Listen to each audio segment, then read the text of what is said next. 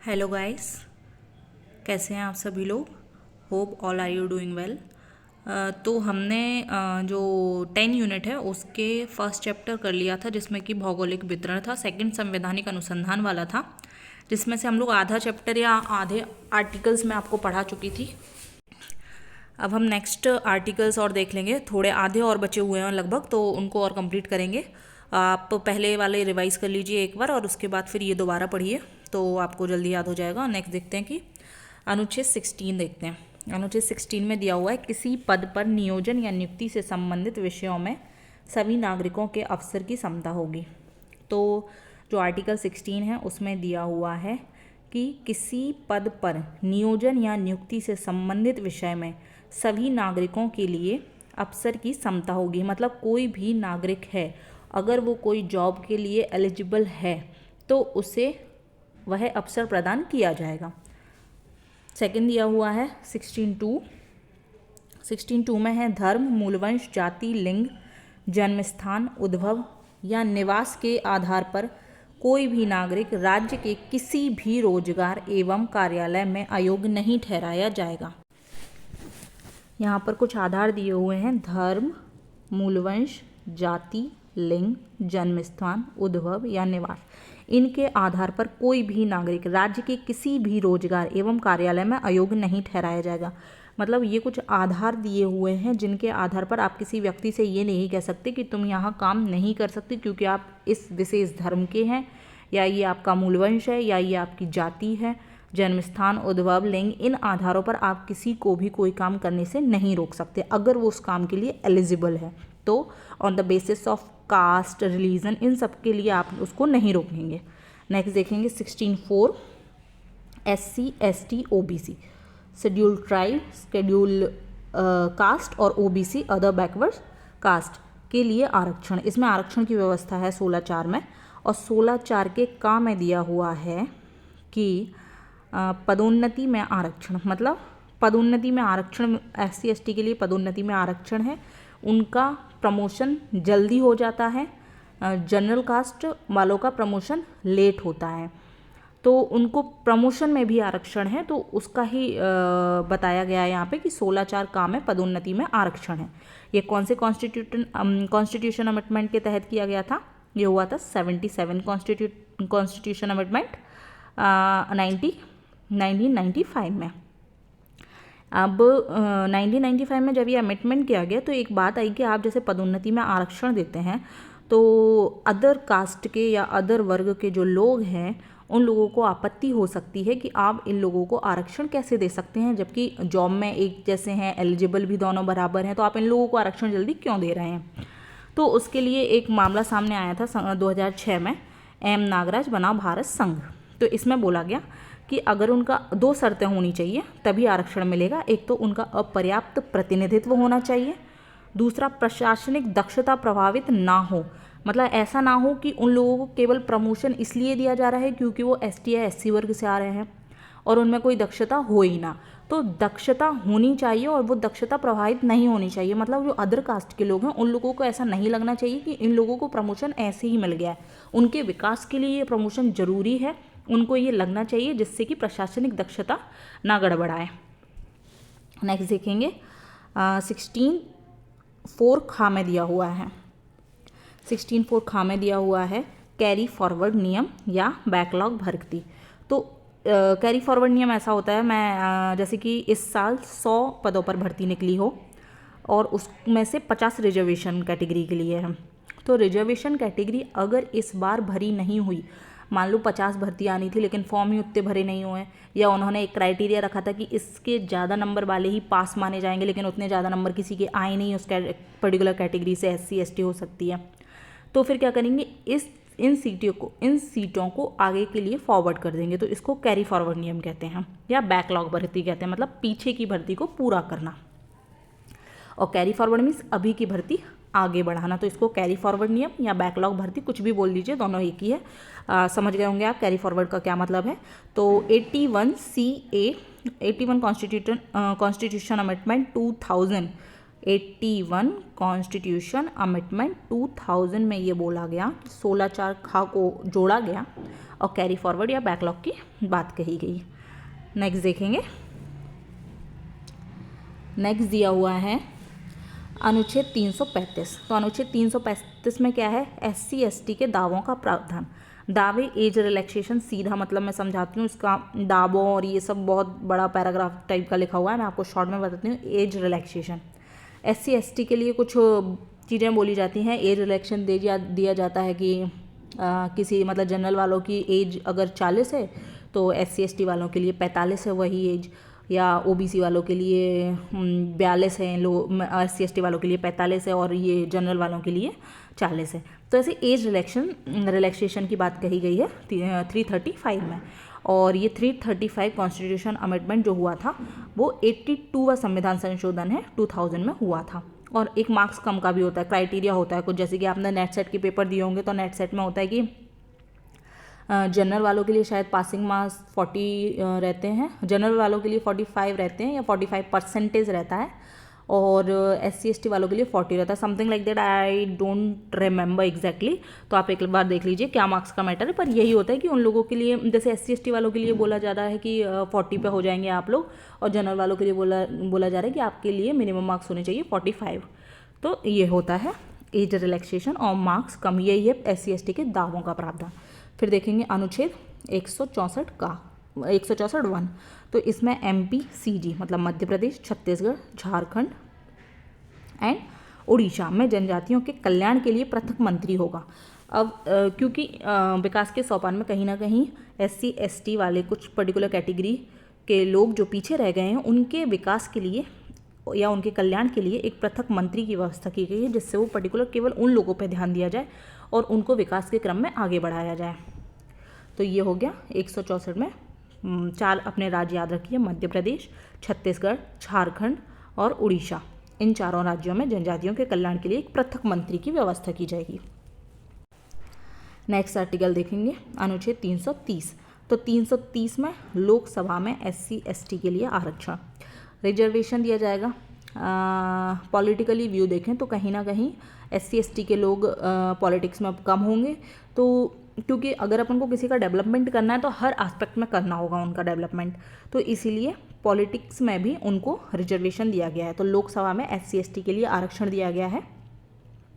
SC ST में आरक्षण दिया गया है तो SC के लिए 84 सीट्स रिजर्व हैं लोकसभा में, और ST के लिए 47 सीट्स रिजर्व हैं। कहाँ पर?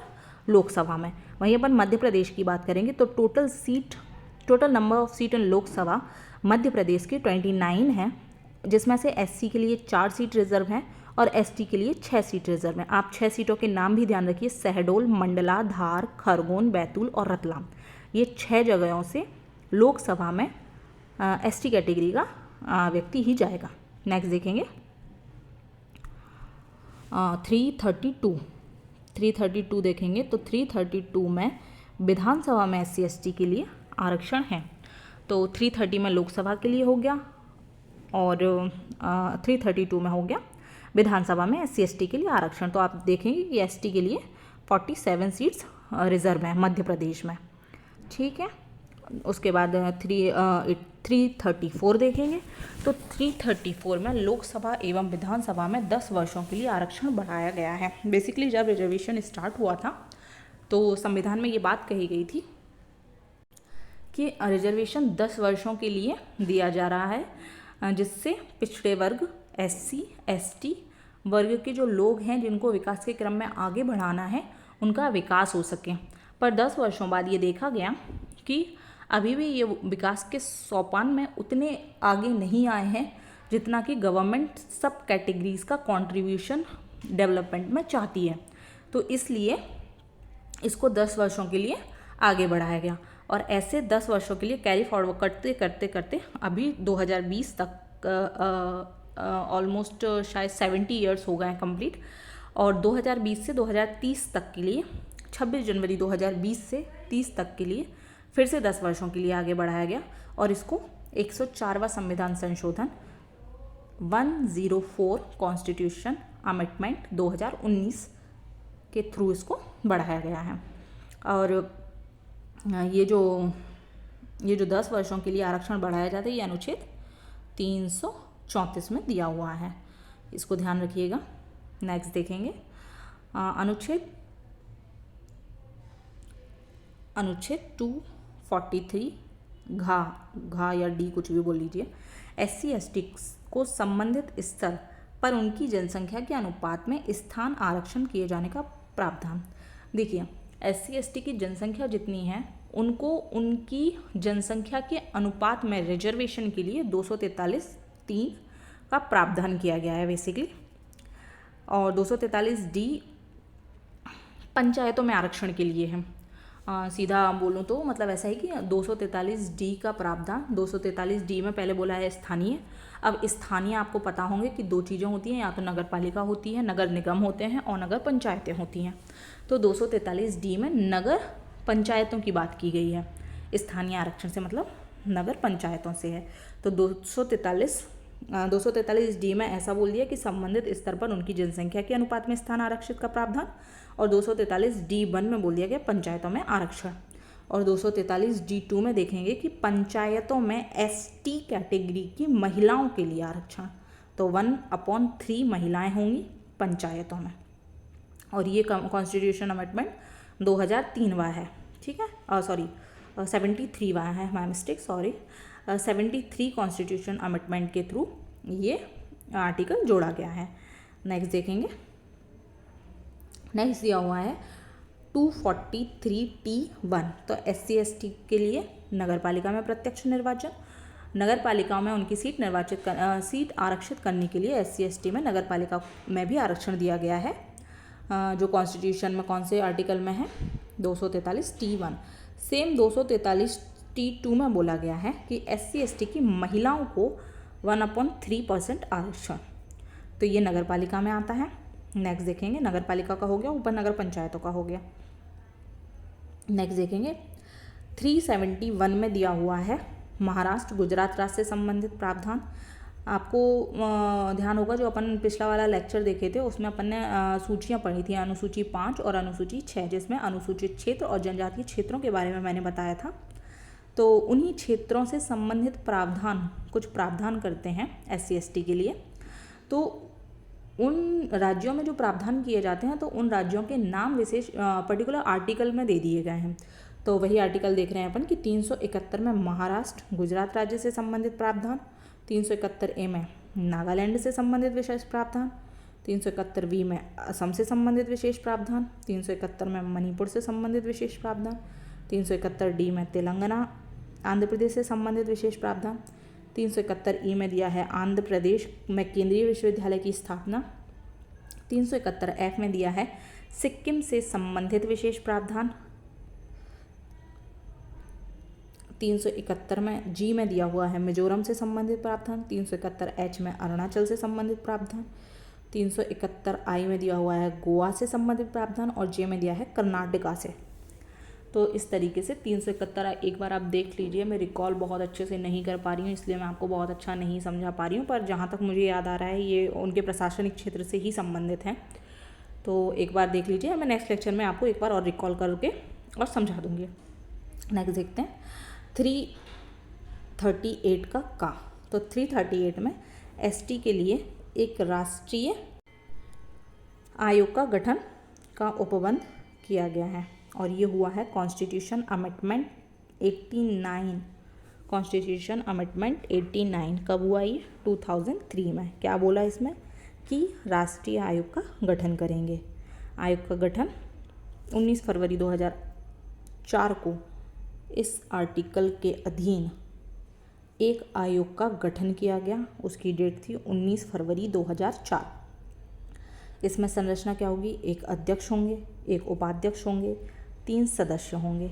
तीनों का कार्यकाल 3 वर्षों के लिए रहेगा। नियुक्ति कौन करेगा? राष्ट्रपति करेंगे। 3 वर्षों के लिए कार्यकाल तो रहेगा, अधिकतम 2 बार बन सकते हैं। मतलब आप 2 बार उपाध्यक्ष को बना सकते हैं, जो सेम उपाध्यक्ष इस बार हैं, अगली बार भी उन्हीं को नियुक्त कर सकते हैं, लेकिन 2 से ज़्यादा बार नहीं कर सकते, अधिकतम 2 बार। और इसका हेडक्वार्टर रहेगा आपका दिल्ली में। नेक्स्ट देखेंगे 339 अनुसूचित क्षेत्रों। अनुसूचित क्षेत्र आपको ध्यान करना है 5वीं अनुसूची में, के प्रशासन और ST के कल्याण के बारे में राष्ट्रपति एक आयोग का गठन करेंगे। तो अनुसूचित क्षेत्रों के प्रशासन और एसटी के कल्याण के बारे में कौन गठन कर रहा है? राष्ट्रपति जी गठन कर रहे हैं। कौन से आर्टिकल में ये बात कही गई है? 339 में ये बात कही गई है। संविधान लागू होने के 10 वर्षों के अंदर यह भी कह दिया गया था कि संविधान लागू होने के 10 वर्षों के अंदर ही आयोग का गठन करना है। तो इसी आर्टिकल के बेसिस पे 1960 में आयोग का गठन किया गया और जिस आयोग का नाम था डेबर आयोग। डेबर आयोग ने अपनी रिपोर्ट कब दी? 1961 में। फिर 2002 में एक और आयोग गठन किया गया, भूरिया आयोग, और इन्होंने अपनी रिपोर्ट दी 2004 में। नेक्स्ट देखेंगे मध्य प्रदेश जनजातीय आयोग, देख लेते हैं। मध्य प्रदेश जनजातीय आयोग जब अपने में कमीशंस थे इससे पहले वाले सिलेबस में, तो इसको अपन पूरा डिटेल में पढ़ लेते थे, लेकिन अभी इतना नहीं पढ़ना है, थोड़ा सा देख लेते हैं। गठन हुआ है 29 जून 1995। प्रकृति इसकी वैधानिक है। वैधानिक इसलिए क्योंकि ये अधिनियम के तहत बना है। अधिनियम का आधार कौन से अधिनियम के आधार पर बना गया है? मध्य प्रदेश राज्य अनुसूचित जनजाति अधिनियम 1995। मुख्यालय इसका भोपाल में रहेगा। अध्यक्ष इसके गजेंद्र सिंह राजूखेड़ी हैं। गजेंद्र सिंह राजूखेड़ी एक बार जब अपन करंट पढ़ेंगे तो उसमें अपडेटेड डेटा पढ़ लेंगे। अभी के लिए आप गजेंद्र सिंह राजूखेड़ी याद रखिए। अभी भी शायद गजेंद्र सिंह राजूखेड़ी हैं, पर मैं एग्जैक्टली नहीं बता पा रही हूँ क्योंकि अभी मैंने करंट पढ़ा नहीं है, तो मैं बाद में बताऊँगी इसको।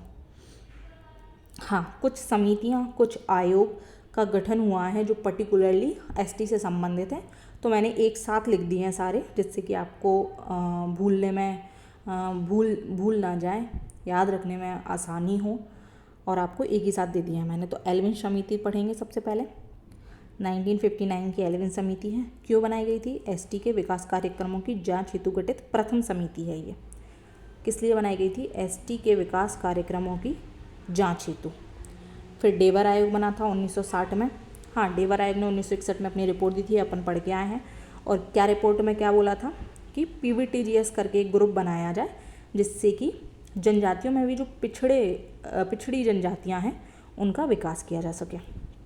नेक्स्ट लोकुर समिति 1965, केवल डेट याद रखिए बस 1965। दिलीप भूरिया समिति 1991 में बनी थी, और दिलीप भूरिया समिति की सिफारिश पर पेशा एक्ट लाया गया था 1996 में। 1996 में देश में लाया गया था, ठीक है। दिलीप भूरिया आयोग 2004 में रिपोर्ट दी थी, पढ़ चुके हैं। मुंजेकर समिति देखेंगे 2005 की है। क्यों बनी थी मुंजेकर समिति? क्या ज़रूरत पड़ गई थी मुंजेकर समिति बनने की? तो मुंजेकर समिति 2005 में अनुसूचित क्षेत्रों के प्रशासन पर रिपोर्ट हेतु गठित करने के लिए बनाई गई थी। अनुसूचित क्षेत्र अगेन 5वीं अनुसूची, विशेष याद रखिए 5वीं और 6वीं अनुसूची में कोई कन्फ्यूज़न नहीं होना चाहिए। तो अनुसूचित क्षेत्रों के प्रशासन पर रिपोर्ट देने हेतु गठित हुई थी ये। फिर देखेंगे बंदोपाध्याय समिति। बंदोपाध्याय समिति 2006 की है।